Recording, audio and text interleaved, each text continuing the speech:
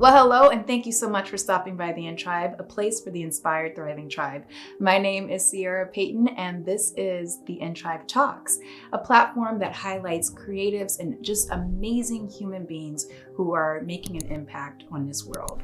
And today's guest is no different. Look, you guys, I am so excited to introduce this guest. His name is Marcus Bridgewater, also known as Garden Marcus. He's an author, wellness educator, motivational speaker, and creator. He's known for connecting his observations in his garden to personal growth and well-being, and he is the author of How to Grow: Nurture Your Garden, Nurture Yourself. Marcus has had his work featured in a variety of press, including the New York Times, Vogue, and Los Angeles Times. So, thank you so much for tuning in. I hope you guys enjoy this, and let's just get right on into it. All right, here we go. All right. Yeah, man. So good to see you. I love your setup. I mean, I've been watching it on Instagram and all your plants. So I'm not surprised at all. Awesome. Well, I'm happy to hear that. The plants are a huge blessing to have around. So it's been a joy and a half, and I'm thrilled that so many people have seen it. It's kind of wild in that way, so many people have seen this space. Yeah. So man, I gotta tell you, I've been thinking about you in terms of just plants because my fiance and I, we moved earlier this year to a home. Okay. And before we moved in, we had some plants ourselves and that we were just like kind of being plant parents to. But we moved to this place and the owners had like just almost like a forest full of plants. Awesome. And we were begging them to like leave the plants. We were like, please leave. And finally they did. But I mean, it's a lot of plants. But when we put our plants out there, our money tree like freaked out and just like started dying on us. Mm-hmm. And the whole time I was like, well, do we let it go? Do we try to replace it? And I just was like, no, like, let me just hold on to faith here and just see what happens. And literally about 2 or 3 weeks ago, it just started sprouting like new leaves. Awesome. It died completely. It was like, that particular plant is very temperamental, and in the same vein that I found fiddle figs to be very temperamental. But unlike the fiddle fig, the money trees, if you keep giving them the right conditions and love, they come back far more often. So yeah, okay, cool. That's good to know because it was so just big and beautiful. Awesome. And then it lost all its leaves and then it started drying out. And we were like, oh my God, what's going on? We've been watering you. Where was the location change from what space to what space? So we had it on a patio when we had it the first time, and it was like a covered patio. So it was kind of getting like filtered light. And then when we moved, it was getting direct sunlight. And so we were like, maybe it doesn't like that. So let's like move it to where there's like some filtered light.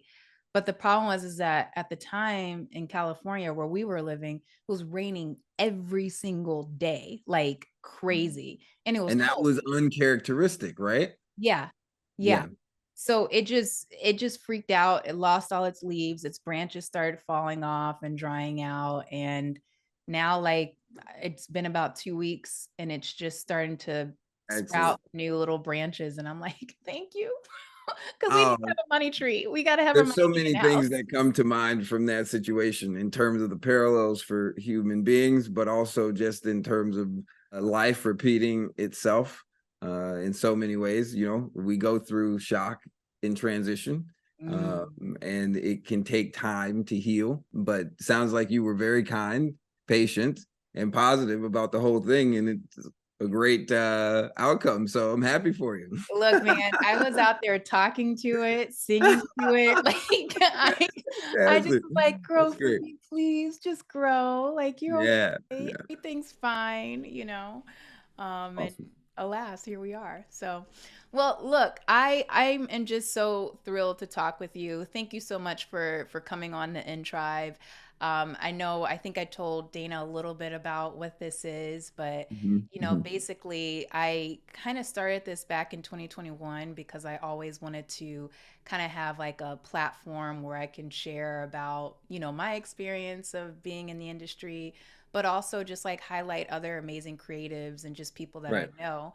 And I feel like, ever so often, just in general, it doesn't even have to be the Hollywood entertainment industry, but the only times that we really get to know people is sometimes like through their social media or if they're like promoting something, Mhm. And so for me, this is something that's just like, I just want to highlight really dope people, and it doesn't have to be in a space where, you're only given 5 minutes to share your story on a news Right, channel or right. something. You know what I mean?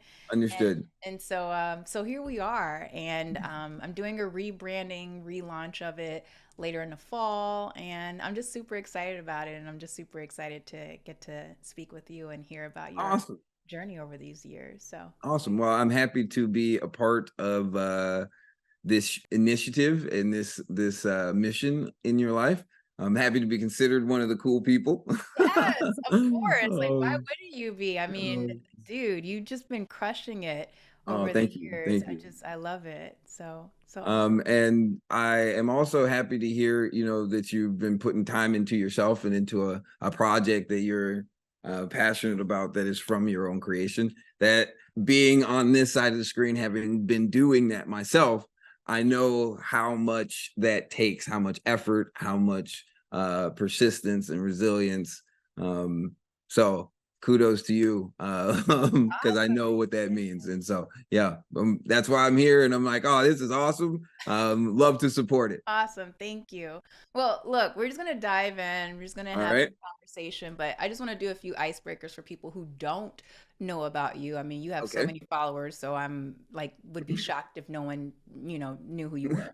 But okay, so cuz I just love astrology, do you know what your big 3 zodiac signs are? Your rising, sun sign and moon sign? No, I can tell you this. I Uh-huh. know I am a Cancer Okay. and a rabbit. Okay. All right. Chinese So astrology. where that fits into the great sphere of like who's talking what in terms of astrology when, Uh-huh. I don't know. So that's what I can tell you off the top of my head. No, I look forward to hearing. Okay, well, just out of curiosity, with Cancer, you just had a birthday because we Yes, just. When was your birthday? July the 3rd. Shut up! You had my dad's birthday. Oh, shucks, man. That's Well, your crazy. dad must be an awesome guy. He is a very awesome guy. I love my dad. And Please give yeah, him some love after this for me and say happy belated.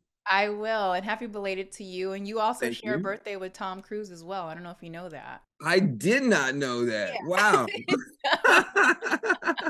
Awesome. All right. Yeah, Well, yeah. So the more you learn. yeah, some very special people on July 3rd. I love it. Have there been any things that people have said about cancers that you feel like ring true, or anything that you've come across? You know, that's a tricky one. Yeah, because straight up, I read a book when I was must have been 17, 18, right as I was getting into college, just about to meet you. Mm. And the book said what a cancer was. Oh wow. And let me tell you, it was like somebody had been watching me What?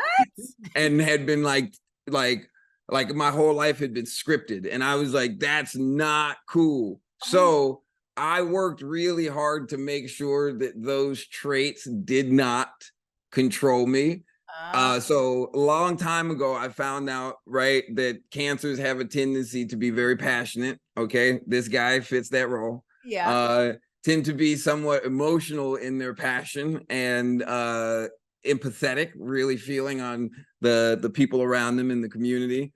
Again, that happened to be this guy. So Yeah. like in those kinds of thoughts, it was like, oh man, I definitely have certain aspects of a cancer. And then recently during the live, when the audience found out that I was a cancer, they were like, oh yeah, for sure, because you care and you try and talk to people and you want to give people time and all of these things that apparently cancers are known for. But I have not looked at this kind of stuff in a long time. So that's what I'll tell you. Okay. All right. That's pretty valid. That's pretty fair. I was just curious because, there's so much that comes with astrology sometimes. And so I was just curious what you've picked up and what resonates with you. So, Yeah. Yeah. What about yourself? oh, well, I am Aquarius, and I would say what they say a lot about Aquarians, we're humanitarians. We're kind of Mm, which I am. I love anything having to do with nonprofit, philanthropy, working with young people, stuff like this as well, highlighting mhm. creatives, artists, stuff like that. We also they say that we are reluctant leaders or reluctant heroes sometimes, which I gotta say that's pretty true. I mean, there's a lot of times where I've just kind of like stepped up into leadership positions, kind of just like, Mhm. okay, no one else is gonna do it. Let me just do it, and Right, right, right, right. It uh, has to get done. It's not because I'm trying to get the glory. I just know how to get it done. So here we are. Right. yeah, exactly. And it's like I usually don't want to do those things because I know how much work it entails, but then I Mhm. get it done and people are happy and it's gotten done, So, Yep. Yep. and then I think the last thing that I don't like what people say about Aquarians because we've been very, very misunderstood, is that we are emotionless or we don't have emotions. Mm. It's not that at all. I think it's just, well, for me personally, in terms of like emotions, we just don't like to get like hurt or like embarrassed or Right. whatever. So we kind of Yes. like we're like, we just not gonna like show that, I until w- I would dare say because to be emotionless is to be somewhat psychotic. We need it. We're a pack animal. yeah, You know what I mean? So even if you have like an itty bitty amount, you still have some. yeah, I would say that there are a lot of people I've met who are guarded in their emotions. And that makes some people see that as being heartless or emotionless. And I'm like, oh, no, it's just how you decide to use and spend that energy can rub some people the wrong way, and others it can incentivize them to be a better person. for sure. So true, so true. Because I know when to like be guarded, and I definitely know like when not to be Exactly. guarded. You know what I mean? Exactly. Uh-huh. It's But just you've practiced, I think I dare say part of the reason why you stood out so much in school was because of the caliber of presence you brought to every situation. And that's one part innate, right? That's a talent, but it's another whole three parts skill to continue to use the talent and to continue to understand how you can perfect the talent according to the time, because it changes. so true. Whoa, thank you. I mean, just I love that commentary on that. That's so right on though. So right on, Thank you.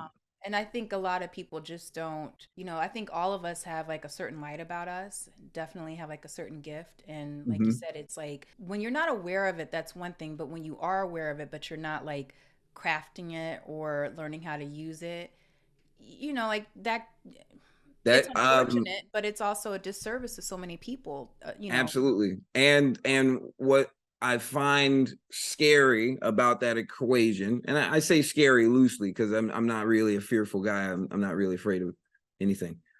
Aside from loss now of my loved ones, which is something that's new to me in life. Mm. Shout out to my wife and my future Yay. child. Yeah. Um, Wow. I am so conscious that a lot of people are not perfecting a skill, and a lot of people have been given talent from the ether, right? We're all inspired in different ways, and some of us have been gifted a voice, and some of us have been gifted facial abilities that make it easy for us to show different skill or different ranges of emotion where others can't really show any. So, we're all talented in different ways, but Yeah. how we perfect that talent is unique to each of us. When we are disconnected from both what talent we have and the ability to perfect any skill, I think we foster the seeds of depression. Yeah. And I think a lot of people are depressed now because they fit into this equation. Mm. And it's a dark spiral of sorts because it promotes low confidence and second guessing yourself. It just so many things that equation represents, especially for artists Mhm. today. Yeah.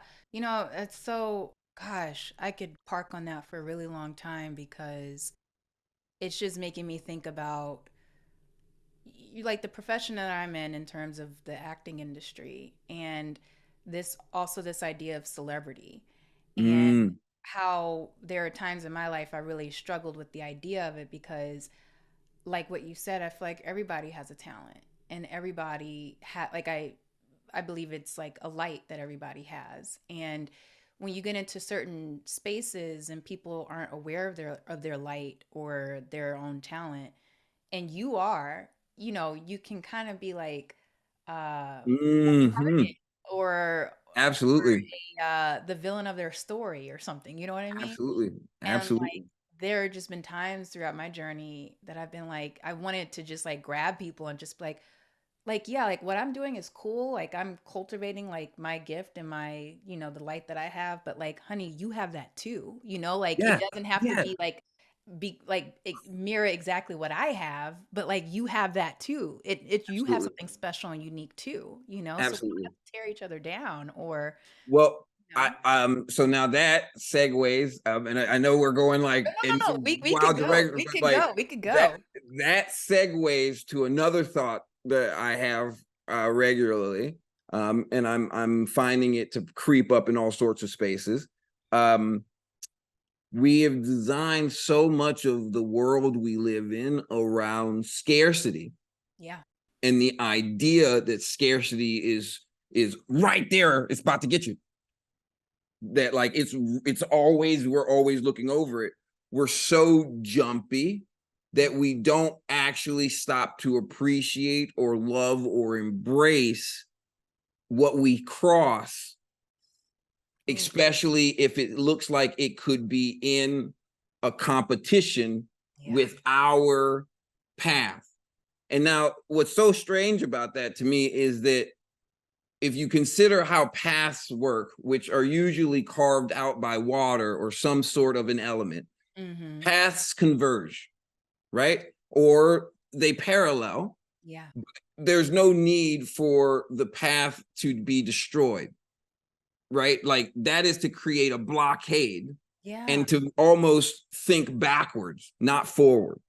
So we're so consistent in spreading scarcity that it seems like in places and pockets where there's raw, abundant talent, the fundamentals promote competition instead of collaboration. And I'm like, well, hold on.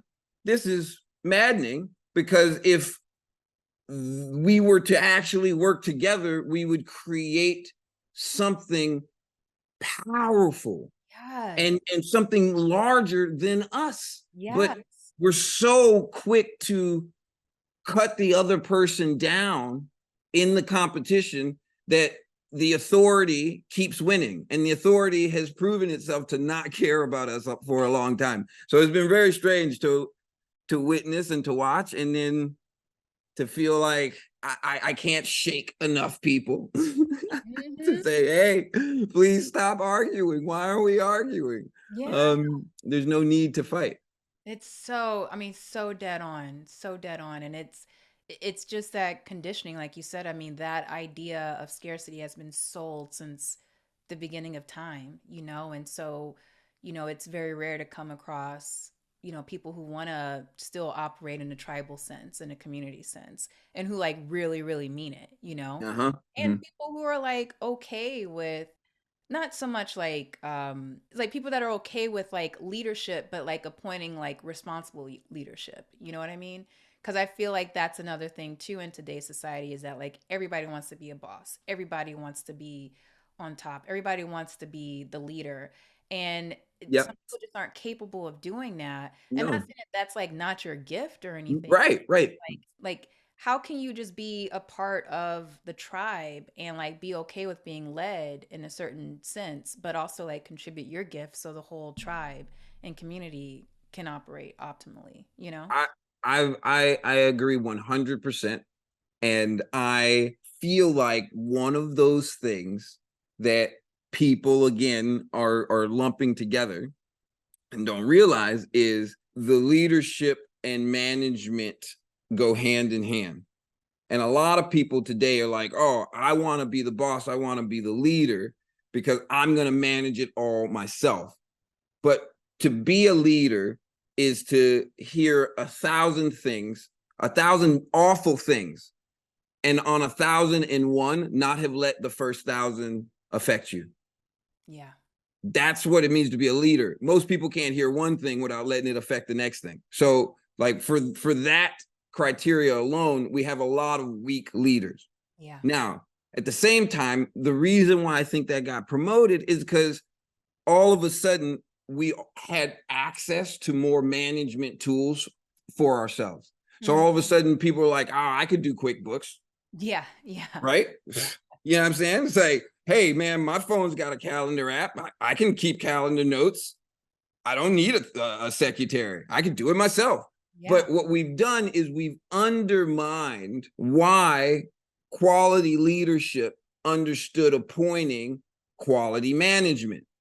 And so in that, we've broken the fabric of where a leader works with managers to promote cohesive communities and cohesive working collaborative environments. And that breakdown, again, I'm finding all over the place because here comes this boss. I'm a boss, Yeah. but you're a emotional boss. Yeah. That's not a really good boss to be, bro. I'm sorry, right? I'm Yeah. not trying to Yeah. throw shade on you, but the fact is, if you're gonna be a boss, you gotta boss up. Yeah. So true. So true. So true. Oh my gosh. I mean, yeah. Oh, so much to unpack there. We got, okay, I might have to circle back to that because I'm just like the words, the theme words that are like popping up for me are like service, be of service, understanding how to be of service as a leader and also like, as a person in the management role. Like whenever I do a project as an actor, one of the things I started implementing over the years, I've always journaled before I would do a role. Like Mm, every day before I go on set or before I go on stage, I would journal. But what I started implementing in my journaling was like, how can I be of service to the audience that's watching, or how can I be of mm, service just to the story? Like if I got two or three lines, like how can my presence in this thing be of service to whomever needs it? And it's not about like getting on my knees and like grappling or not grappling, what is it? Groveling to mm-hmm, anybody. mm-hmm, But it's mm-hmm. just like, hey, like how can I just make this thing be the best version that it could be? How can I like help elevate this? And if other Absolutely. people in the world are watching, like how can I do something that they're going to take away um throughout their life, you know? I wish so many more people thought that way. Even if Me all too. you did was sweep the street. Like Mm, I wish more people thought that way, let alone the people who are spending billions of dollars on buying up everything. I wish more people thought that way because what you're talking about is community to me. Like that's the idea of community, acknowledging that what I do has a rippling effect on the greater whole, acknowledging that like what I do matters and how I do it, even if it's this big, contributes to the greater contribution. And so I love you for it, and I'm happy to hear that you are still doing and thinking that way. Far too many people don't think that way, and then question why there's so little for us to have.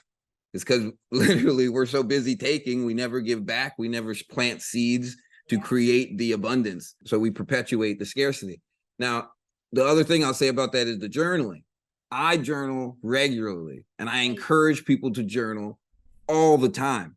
Mm. I feel like if I hadn't been journaling since back in third grade, your boy would not have made it out, right? So I take journaling super seriously, and I try and tell everybody about journaling because I don't feel like in the progression of the way we have been taxing stupid everywhere. And no, sorry, we have been incentivizing stupid while taxing logic Yeah. everywhere. Yeah. It is likely we will make journaling illegal. I could see that eventually. So like everybody's got to journal while we can. You know Yeah. what I mean? While you're still allowed to think and write your own thoughts, go get pen and paper and start doing it. So So wait, hold on. So since third grade, you were journaling, mhm. and you're from Florida originally, right? Yeah, the old Yeah. FL. Nice. So how did you start journaling at starting in third grade? I mean, Well, they weren't doing that to us when I was no. growing So up. you know what it was. I've always been a kind of creative, right? So I had the luxury of having my first book, right, of drawings make it to the library in kindergarten when I told everybody about my dream, and I drew the picture of the dream and the monster on the bridge. Wow. And that exercise, right, of writing down the dreams mattered to me.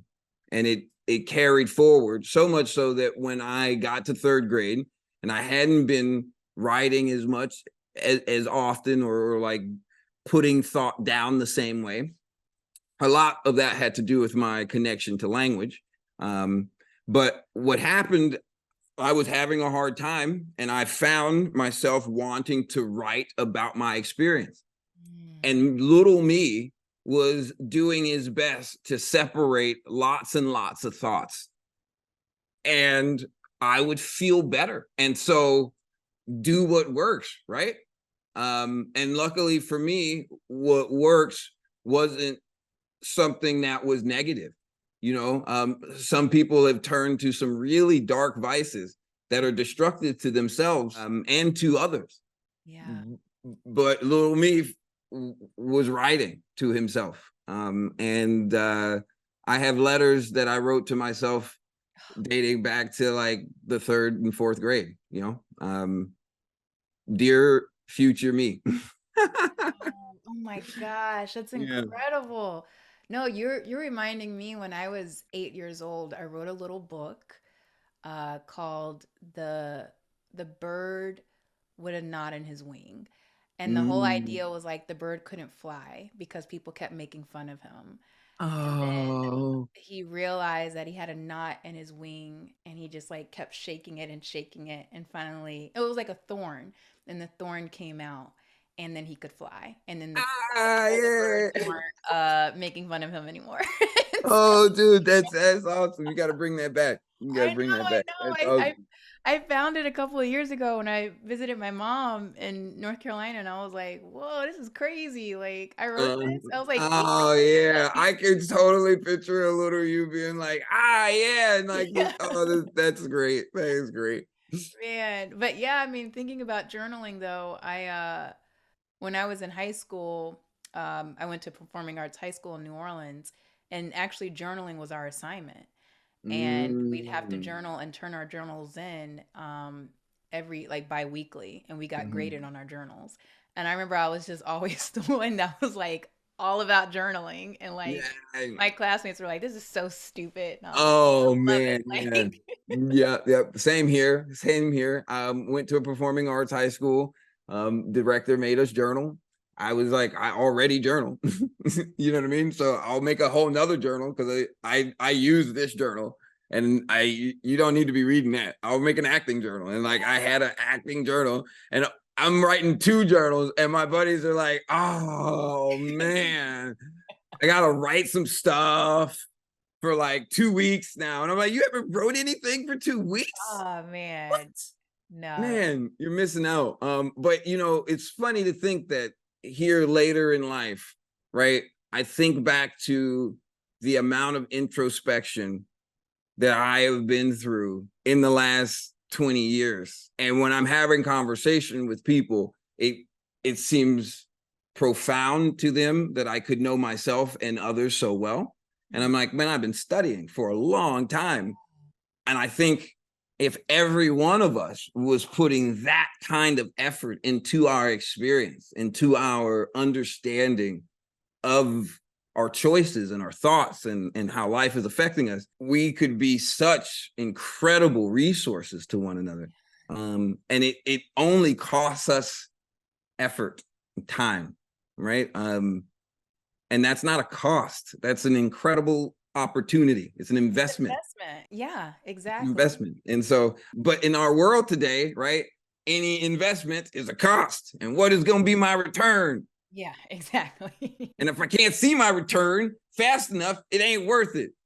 Yeah. So, yeah, no, I love that. I mean, it's because so much of what we're doing in life is so guided and directed, by social media, by news, by, everything. And so it's like we're lashing onto all these identities of what we uh-huh. see externally and trying to like put that on to ourselves rather than like, hey, Ciera, like, how are you doing today? Right. Like, what's going on in that mind of yours? Hey, Marcus, we're future Marcus, like, who are you? And it's just like, I don't know. That's, yeah, Well, journaling. it's super true. And the thing is, we are cosmically caught up in distraction, so much so that we never really stop to slow down to hear ourselves or each other. And it used to be there was no time for distraction because we had to work to live. So you think about how crazy that is. Instead of like now that we don't have to work to live, right? Now we work to eat and work to pay money for power. It's a strange convolution because now that that's happened, we still aren't applying time to the greater learning and the greater cohesion of people. And so it's a wild thing to watch because a lot of people I feel like could benefit from working on themselves. If we don't work on ourselves first, there's no way we are doing a good service to our community. And that's a dark thing for some people to hear because a lot of people are like, well, I want to give this to the cats. I want to go and do this thing. I want to do this thing. And just because you want to do this thing doesn't necessarily mean it's a great thing. Also, if you haven't took the energy you're applying on this thing and applied it to your own well-being first, there's a really good chance that no matter what it is you're furthering or helping, you're not helping the greater community because you are still a part of its weakness. Exactly. Exactly. Oh gosh, I need to like be writing all this down. But don't worry, I got your book, so Hey, I'm so glad. Thank you Yes, for yes, yes. We're yes, gonna we're thank gonna you. shout this out. Like this is the book. The book. Like stop, like whoever's watching right now, stop what you're doing. Just pause. Go on over to Amazon. Go pick up How to Grow. Like you just got to. Like it's so good. It's so good. Thank you. And I'm Thank I'm you. gonna I do have one little thing to touch on, but I'm gonna get on that one later. But just talking about self-development and self-growth. Like in the different things that kind of force people to want to start that journey. For you, your journey was you're working kind of like in a corporate job. Wait, actually, let me not assume that because maybe there was another catalyst that started your Oh, yeah. own self growth journey. But I know you talk a lot about, that time in your life that was really Mm-hmm. hard and you Mm-hmm. know you were just kind of searching and seeking for just something to kind of, I don't know, just like maybe make you feel better. But prior to that, was there any other moment that you were Oh, yeah. like, man, I gotta So work on this thing, this thing, yes. Okay, so let me back you up to Florida. yes. Okay. I'm in Florida. I'm working as an independent contractor. I've been out of school now for about 2.5 years, Okay. out of college. Um, I've been told I'm overqualified, Mm, but underexperienced. mm. Um, how could someone possibly know how much you know and be able to do it? We can't afford to pay you. Like those were two things that I heard all the time. How could you possibly know what you know? We can't afford to pay you. And I was hearing that so often, it was really hard because we just gone through a recession, but I'd chosen not to go the typical route. Okay. I didn't go and take the job offers that I had been given in portfolio review in school, right? I didn't take those because I wanted to go do something different. So I say all of that to give you the context that in between the time of school and this time in Florida, I had been robbed of everything. People stole what I had in Chicago. People broke into the warehouse we had in North Carolina. Like literally all the stuff I had been working on for the better part of, at that time, 6.5 years was gone. Jeez. And I'm broke, sitting after having worked hard, and I just got screwed over by one of my closest friends. I'm late getting paid by a really massive company, and it just delays all these things, causes me a ton of late fees that like now I gotta pay on top of everything else, cutting into my bottom line. So Ciera, I'm hurting, and I'm thinking, man, I'm working all the time for nothing. What am I doing? And then something else happened that was just really striking. I found that I couldn't just smile. I was just like, wow. And that's not me. You know what I mean? Even in the darkest of times, your boy can laugh. Yeah. So when I can't laugh, and now this has gone on for some time, something is going on. So I go into a deep meditation, and this meditation lasts for the better part of 2 weeks. And over the course of the meditation, I come to a heightened state that I decide to stay in and really reflect and think about myself. And in the course of doing this, it jumped out at me like I want to say, like, imagine like a Jack in the Box, right? You're sitting in darkness and the largest Jack in the Box you can possibly imagine erupts from out of nowhere, and it's just bright light now. And you're just like, oh my gosh, like, wow. I hadn't been working on my mind, my body, and my spirit. I had been working in the world. And I grew up in church, right? I'm not very religious myself now, but I spent a lot of time around religious people. I've studied a lot of different kinds of religion. I spent time at a Greek Orthodox monastery for an extended period of time, and they're now some of my closest friends. I respect all different cultures, and so I respect all the religions that exist. I don't hold judgment against anybody. And this profound weight hit me that I had been chasing value. I've been wanting money so badly so that I could pay the bills, so I could support my mother, so I could go and keep doing things in the world, that I neglected my worth, my own worth, my mind, my body, my spirit. And so I had been doing a lot of studying on spirituality over the course of the, up until that point, better part of 10, 15 years, because I just, when I turned 12 and there was a schism in my church, I wanted to learn as much as I could about spirituality. So I've been actually like spending time researching love and fear and writing lots and lots of stuff about it.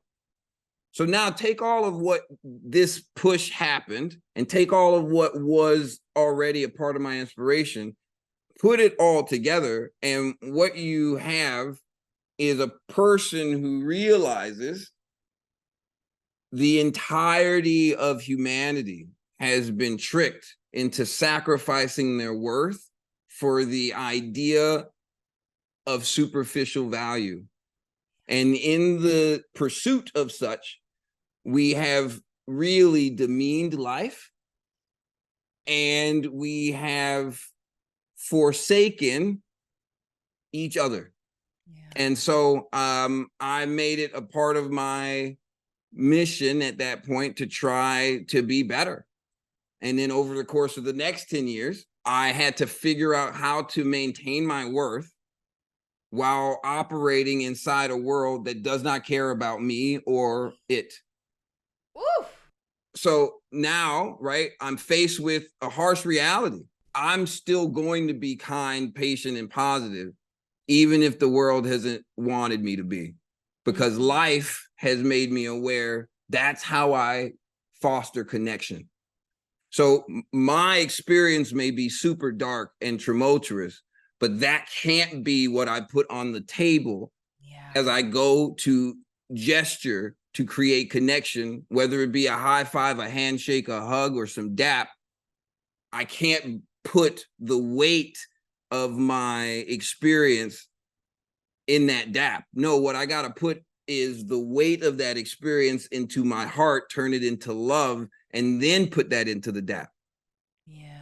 Right. So that process has been very difficult, but I stayed true to it. Now, in the scope of that, I got hired to run a multi-million-dollar facility in Texas as a technical director and an administrator for a private preparatory. So now, right, shift gears, and all of a sudden, I'm actually working the 9 to 5. I'm actually working as a part of staff, as a part of faculty, as a part of administration inside of education. I'm working 90-hour weeks and I'm exhausted. Wow. And guess what happened? Your boy stopped smiling. Wow. And I start to feel this weight I haven't felt in some time. Whoa, check yourself. Whoa. That's not okay. And that is not me. I got to focus. I got to rehabilitate. Insert my plant companions. Yes. Who have helped me maintain that trajectory and that high level of understanding. And so I use the plants as a conduit to explain to others the greater lens of understanding I have, because the plants became not only a really valuable tool to me, a partner in the great cohort of the battle between life and the world, but the plants also became the easiest way for me to explain these really cosmic concepts consistently. And so I hope that answers your question. It does. It really does. And it makes me curious too. I mean, that you just had that inner guidance to even, think about meditating on what was going on, to analyze like, man, like to even have the awareness to be like, man, I'm not smiling. It's like I'm forcing it. I'm just curious. You did say that, you grew up kind of like in the church and everything, but I mean, were there any other types of, just like guidance or principles that you got from like your community, your parents? I mean, were they kind of on this like otherworldly, like exploration in life? Or No. how did that get embedded in you to kind of just even become any kind of self-aware? So there's several aspects to it. One being several aspects to it. One, you know how I talked about some of us have a talent, okay? My talent has been a degree of awareness. At 2 years old, the people in the car were lost, and I was like, we're headed that way. And they were like, well, how could you possibly know, right? So that I have to acknowledge, because there's a bunch of people who know me, have known me for a long time, and they'll be like, Marcus always been that way, man. Yeah. But it's important to note that you can have a talent, but not use it and not have it perfected into a skill. Mm-hmm. So my grandmother had this saying, and God rest her soul. I'll carry the saying on with me for the future generations. Be a task, big or small, do it well or not at all. Once a task has begun, do it well until it's done. I took that very seriously and still do to this day. So I don't try to start anything unless I'm going to finish it and unless I'm going to do it to the best of my ability. Okay, so that's one side of it. Now, another side of it, imagine that you're a son to an immigrant mother, adopted into a Southern family, so the accents don't match up. You're also the odd man out at school. You don't look like anybody. So no matter where you go or what you do, you don't fit in. You're never with people like yourself. You have no siblings. So there's no person who's like, you're like me. We look like each other. We sound like each other. We belong together. There was never any of that for me. So when you note that some of us exist in the seams of the circles, right? Some of us are the thread between the quilts. I occupied that space and took it seriously and have constantly been trying to get the different squares to work together.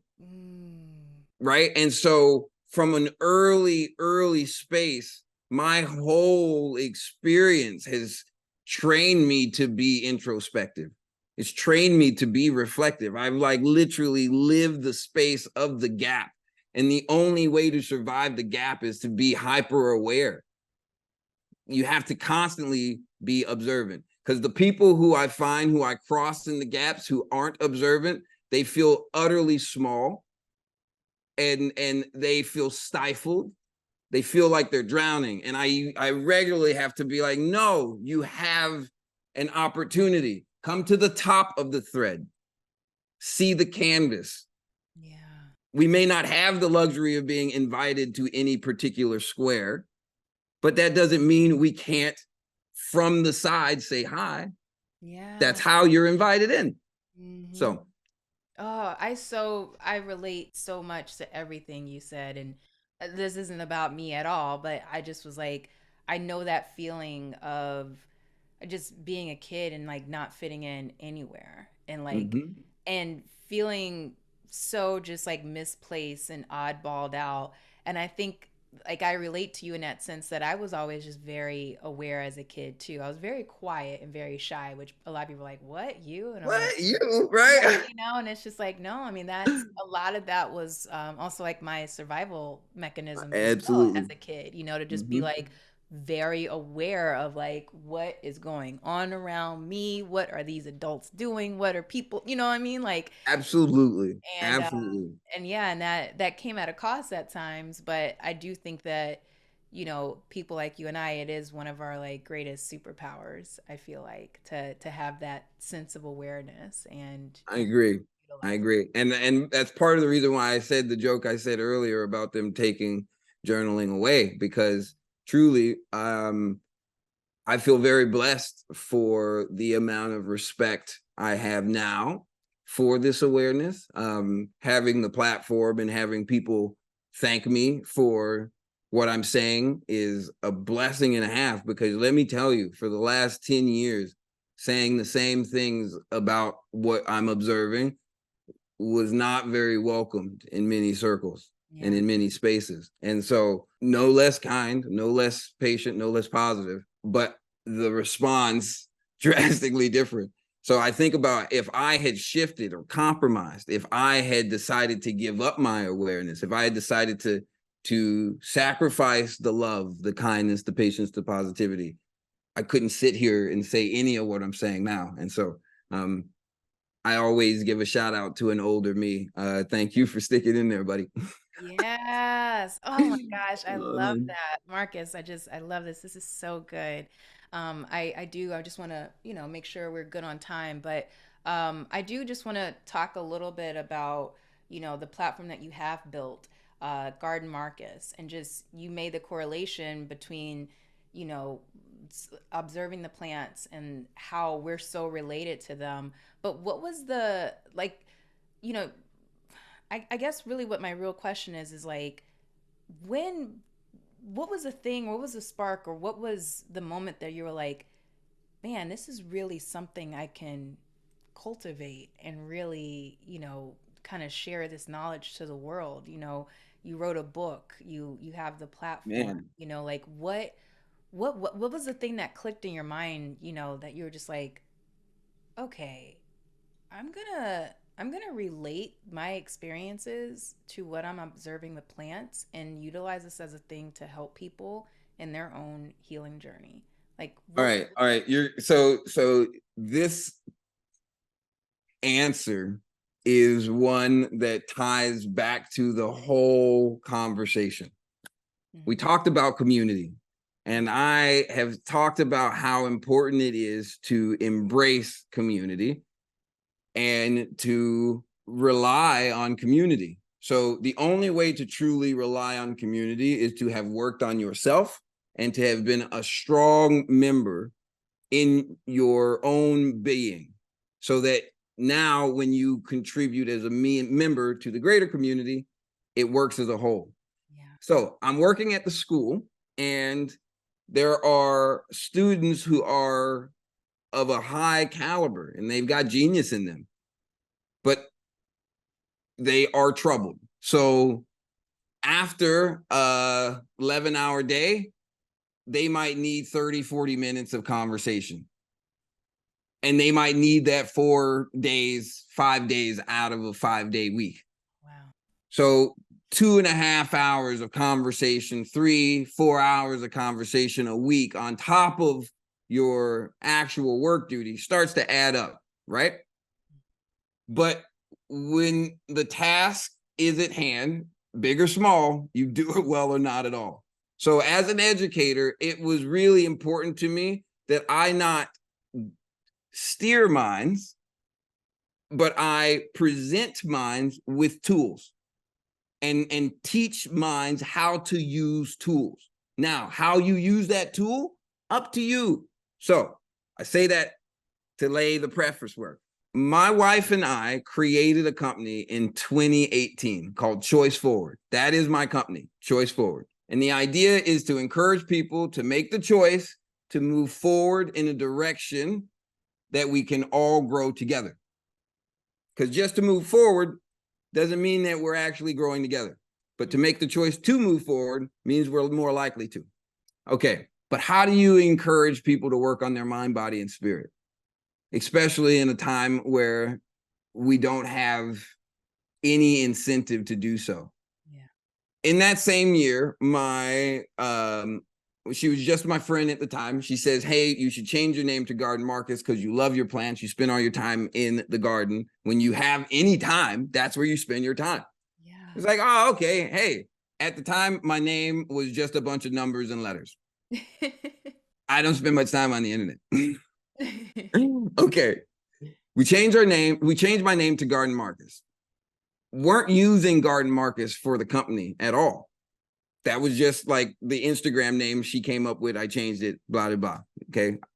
Another student, well, my wife was never my student, but my former student, Blair, Mhm. he had gone off to college, and in his sophomore year, he comes back and says to me, "Man, you've got to put your thoughts, your essence on TikTok. What you did for me in school with all those conversations that helped me be what I am now, other people need it. I'm telling people those same things. They need it." Okay, well, we have Choice Forward, but he's like, "No, that's not what they need. They need you." And I Mhm. was like, "But Choice Forward is me." And thus the great experience began, because what he really encouraged us to do was to share our essence through this medium using the philosophy. And basically, when you pull all those things together, it was like creating a scope to push all of the things through so Mm. that it was pinpoint precise. And the reason it happened that way is because I let my community encourage me. So we decided to take the thoughts I was already sharing with all of them as we walked around the garden and share it with all of you.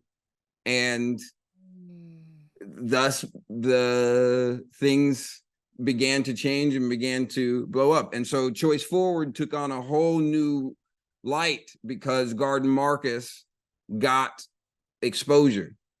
And then the pandemic happened, and all of a sudden people needed that much more kindness, patience, and positivity. And we were already doing that.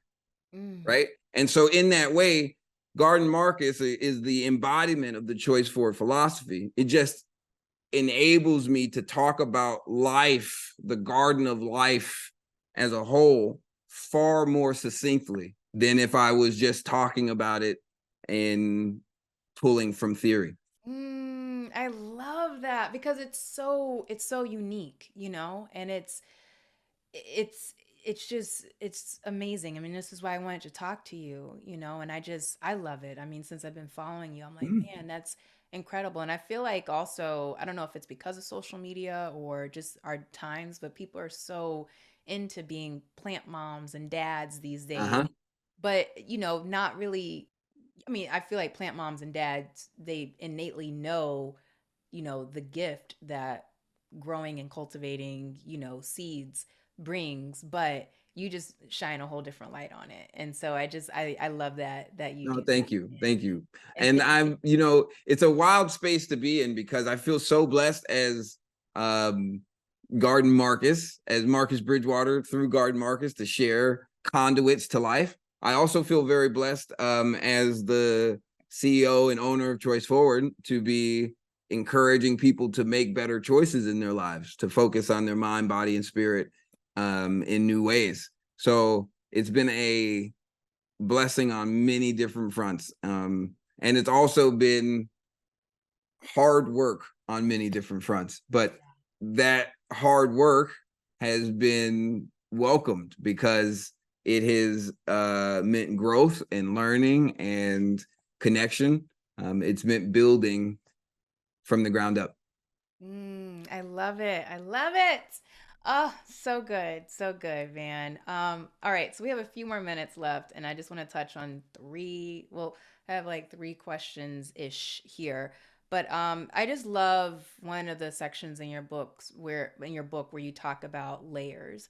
And I'm just wondering if you would be open to just kind of, you know, share with us why that was important to put that there, to talk about the different layers of plants and also correlate it to the different layers of just human beings in general. And what does that mean?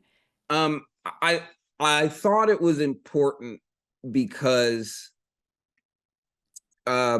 and for those of you who don't know, the how to grow is split into three sections. There's a mind, body, and spirit section, or sorry, split into five sections: intro and conclusion, with the mental health, physical fitness, and spiritual awareness section in the middle.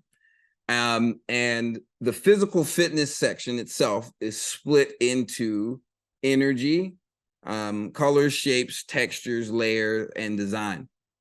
And the reason I did that is because for me, we think about physicality too superficially. And what that is done is permitted a ton of premature assessments and immature choice making. Mm. And so to address this, we have to think in layers. We have to think about how things in life stack up to create a better picture so that we aren't just rubbing at something, we're actually dissecting and addressing where it happened to see how we can make true change, keep things from happening, or actually address a wound, right? There's just so many reasons why, if we're not paying attention to the layers, we miss the true opportunity to ensure quality choice. Yeah. Yes. Yes. Sorry, I didn't mean to cut you off, but it just like resonated so deep, man, so deep. Awesome. Well, you got to know, I'm thrilled to know that that resonated with you. That is so awesome. You're the first person to call that particular point out in the book, and it means a lot to me. It's a part of a greater culmination of things. I think in layers. It's enabled me to speak through metaphor easily. And so I am appreciative, and I am also conscious that more people need to address their layers, and how much they are layering before they can actually grow cohesively. So true. So true. Yeah. I mean, I think I think about that and why that part stood out to me so much, because a lot of it is for me. I mean, I'm an actor, and so it's like when I'm approaching a character, it's never just surface layered. It's never like, oh, well, they're this. It's like, no, no, no, no, no, no, no, no, no. I gotta dig deeper, deeper, deeper, deeper. Ah, okay. Wow. They're this, they do this because of this, and this is, oh, and they haven't healed that, Right. So Absolutely. that's, I don't know. It's something that really stood out to me. And just like I said, I really resonate with it. And just with my own personal journey too, it's like uncovering my layers and seeing. And it's so easy for us to be superficial today, to just gloss over things. It's a part of that scarcity. Again, no time to apply towards understanding. So perpetuate impatience, perpetuate covering up versus uncovering the layers. Yeah. Oof. So real. So real. All right. So what I've been doing here on the podcast is asking guests to ask a question for the next guest. Mm. And so the guest before you, this is the question they had, and I'd like you to answer it, and then I also would like you to throw a question to the next guest. Okay. That's possible. So they want to know, what do you want to be known for? That's a great question. I would like to be known for encouraging humanity to redirect its energy into jump-starting connections, increasing collaborations, and sharing more love, kindness, patience, and positivity between us and the species that we share life with. Ooh, I love that. That's so good. So good. You will be known for that and so much more. Oh, thank you. I already know. Oh man. All right. So do you have a question, or what would your question be for the next guest? And you're not supposed to know who they are, what they Yeah, understood. I'm thinking about the blank slate, like the question I like to present to humanity, and it's a mouthful, so I got to make sure I get it. I'm gonna write it down. So, here we go. Okay, are your traditions, rituals, and routines encouraging you to embrace connection and learn from your fellow human being, or are they perpetuating bias and stereotypes? Ooh. Oof. All right. I can't wait to ask this. Okay, so ask it back to me so I make sure I ask. So, are your traditions slash rituals slash routines encouraging you to embrace connection and learn from your fellow human being, or are they perpetuating bias and stereotype? Types. Types. Sorry. Yes. Excellent. That's a great question. Yeah. Ooh, I love that. I love that. I look forward to getting their answer. Yeah. All right. I'm definitely gonna I'll So tag you please and share. share it Yeah. with you for sure. All right. So just very lastly, where can people find you, find out more about you, keep up with you, all of those wonderful things? Check out choiceforward.com and gardenmarkets.com. Check out the Choice Forward YouTube channel. You can find me at garden_Marcus on Instagram and Garden Marcus on TikTok and Twitter. And outside of that, make sure you go and spend some time in nature and find more peace, balance, and harmony so that you can add to the greater growth of stronger communities and healthier environments. Yes. And also, please be sure to go pick up How to Grow. Check out How to Grow. Please go Yes. pick that up right now. You have to. Do yourself a favor. And if you already have checked out How to Grow, please leave a review. Thank Yes. you. Yes, yes. I'll have all the links listed down below. But Marcus, this was so, so, so wonderful. I love you. My heart is so filled with so much just joy right now from this conversation. And Well, I cannot wait to see all of the many more amazing things that you're doing and will be doing. So the feeling is super mutual. Thank you so much for having me. It is a pleasure and a half to share joy with you in this medium. I look forward to whenever it is I get to see you again in person and give you a hug and a high five. one of these days, it's going to work out for sure. We're going to do it. Yes, ma'am.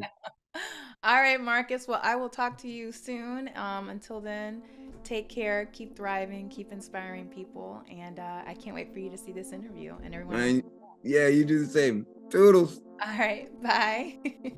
Oh my goodness. I mean, that was just such an incredible conversation. If you enjoyed that like I did, please head on over, check out all of Marcus's links and where he is. Be sure to hit him up on Instagram, Twitter, YouTube, all of those places. And if you want more content like this, you already know what to do. Head on over to our website, theintrive.com, where we have articles, blog posts, more interviews, courses, and a membership.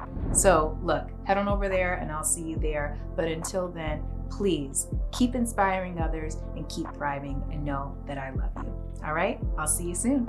Bye.